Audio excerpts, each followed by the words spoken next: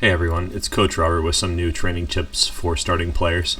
If you find yourself overlooking simple moves either for yourself or for your opponent, you may want to do some board awareness training. So I've devised this really simple game that really anybody can do to work on this particular issue in your calculation. So what I'm recommending is that you take a more or less random position. This could be a tactics puzzle. I would suggest using a free tactics puzzle from lightchess.org. Or it could be a position from one of your games, one that you haven't thoroughly analyzed yet. This should be a position that you're not already very familiar with.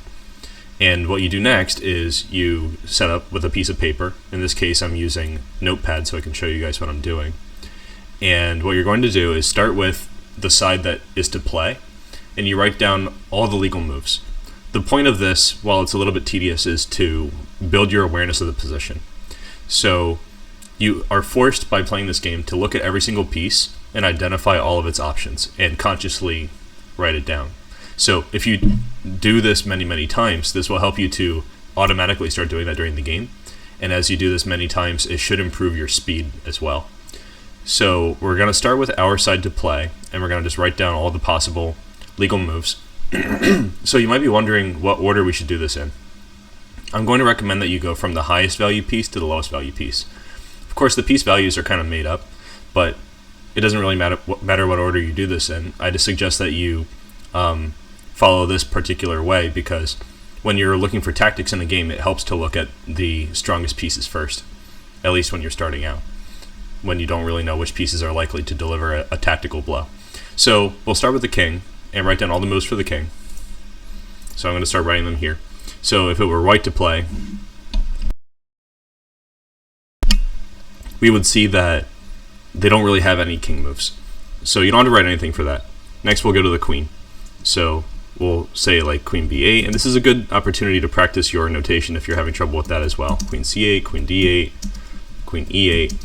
And don't think about variations so much. I think a lot of the time when people are struggling with this particular aspect of chess, it's because they fixate on the first move they see, and they do a really deep dive on that without looking at many options. So if you play this game, it'll help you to identify what you could do besides the first move that you see. So we got queen g8, queen h8, and we're not judging the moves. We're just writing them down. Like, some of these moves are pretty bad at a first glance. We know they're not so good. And look, the queen has a lot of moves here. So even in a position that doesn't have a lot of pieces or doesn't have a lot of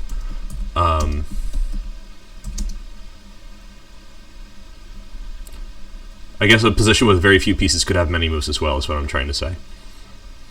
Okay, and we have like queen e7. We have a lot of options here. Queen h6. And then once you feel like you've exhausted all the options, you move to the next piece.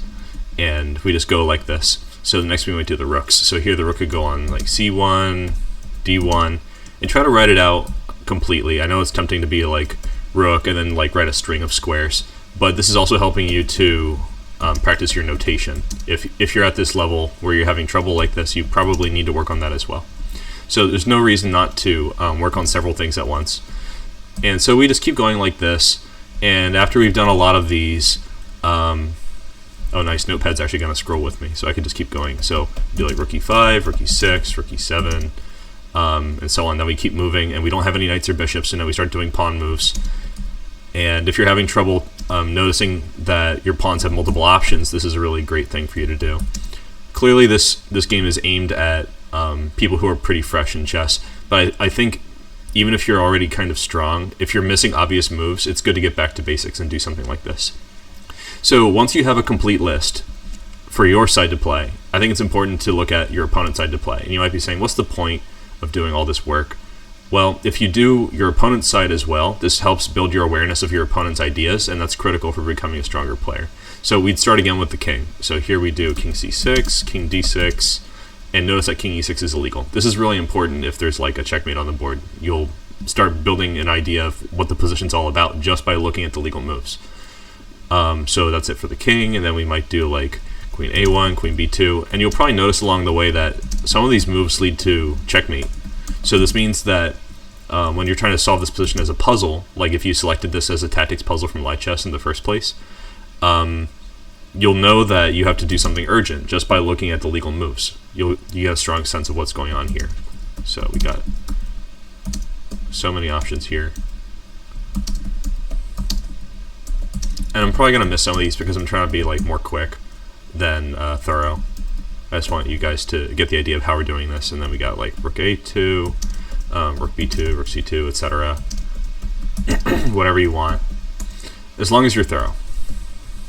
And it might take you a lot longer to do this at first, but you should be building speed as you go. And here we have like bishop e3, bishop 4, etc. Pretty easy. Then we have the knight moves, and you only have 8 knight moves at the most, so that one should be pretty quick all the time. And then we have our pawn moves, so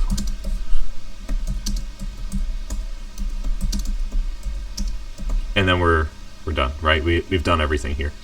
Or even if I miss some, you know, you'll do a thorough job when you do this yourself.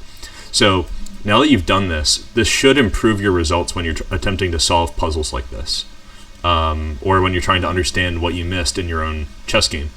If there is an answer, like if it's a tactics puzzle where there's one best move, you're a lot more likely to find it now if you were struggling with missing simple options after you've done this. You could even do a test. You could solve a bunch of puzzles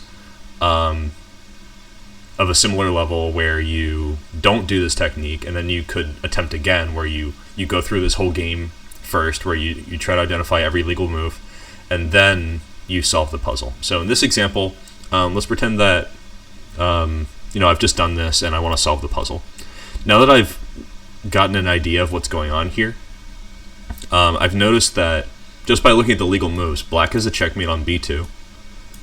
So I need to do something right away. So this means I'm honing in on my checks. And if you guys want more information about tips to solve basic puzzles like this, you can look at my videos about finding all the checks all the time, memorizing the chessboard. I have a lot of videos about things like this, so just check out my other content. But right here, right now, what I see is that if I give this check, they have only one move, because I noticed when I was writing down the rook moves that they can't play king e6. So this is check. They only have one move. And now this is where having identified all the legal moves will help you, but it won't automatically make you solve the puzzle, because this is a more than one move thing. But by noticing all of the rook moves, even though, actually I'm thinking back, I missed rook a7 and rook a6. In fact, all these rook moves. But by identifying all the rook moves, you'll notice that rook d8 is also an option. And this is the answer to the puzzle. It was a checkmate in 2.